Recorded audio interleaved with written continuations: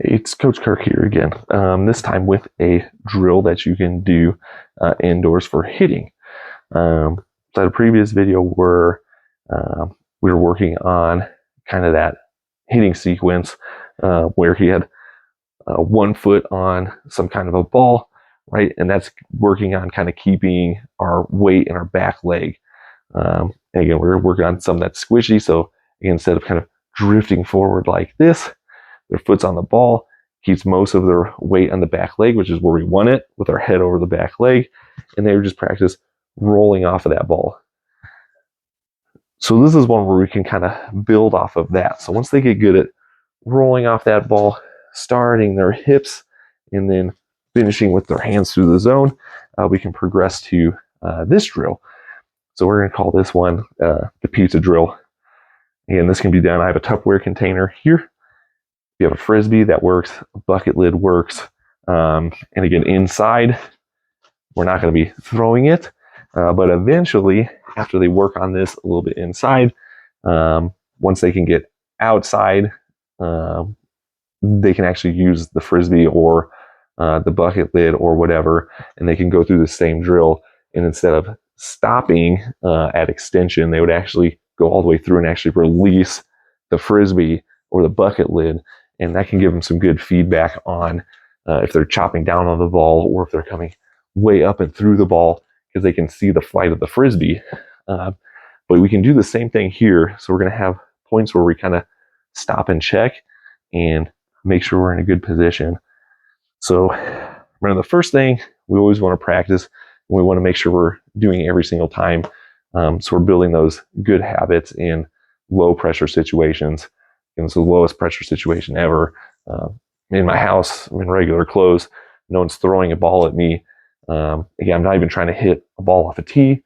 So there's really no success or failure. The only thing I'm focused on is how my body's moving.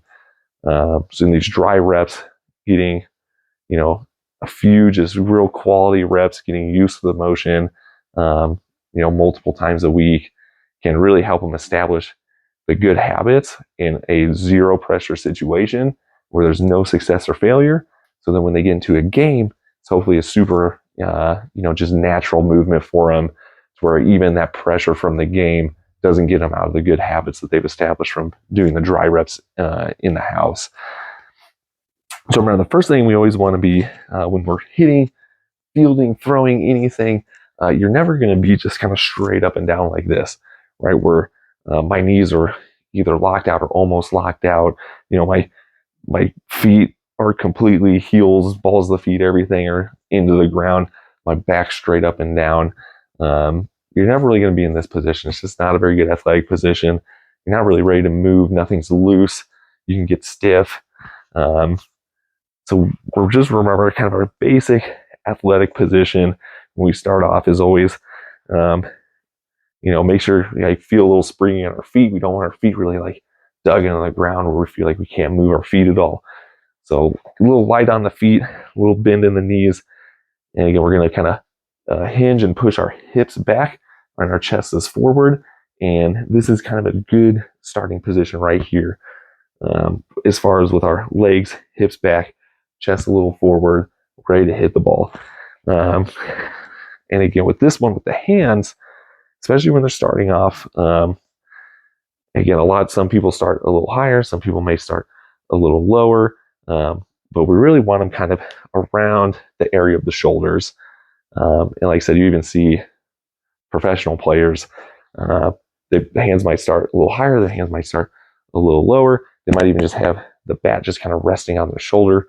But the big thing is when they do their stride, like we did in that, or even if you just start in this position and just kind of load back, their hands will usually, like if they start up high, usually when they load back, their hands kind of come down to the shoulder area. So they're in a good position. Or even if they're starting a little more, they're still a little bent, a little more upright. When they load, maybe their hands are down, but when they load, they're going to bring them up. So they're kind of in the shoulder area again. So you want your, what would be your top hand kind of up by your shoulder. And I always think about trying to keep my backhand attached to my shoulder as long as possible. And that's what you're going to want to do for this pizza drill. I always want to keep the hand that's underneath my pizza tray attach my shoulder for as long as possible as I'm coming through until I absolutely can't anymore. And then I have to extend out. And that's where, if you're doing this outside of the frisbee, you'd come all the way through, and then when you extend out, you'd actually release it, see how your frisbee flies. But for here, again, focus on good position, knees back, hips are back, or knees are bent, hips are back, chest is forward. My backhand that's under my pizza tray, somewhere around my shoulder. You know, if they want to try that little stride out, that's fine. If they want to stay and just load back, that's fine. But again, we're kind of light on the front foot, heavier on the back foot. And so this is 1.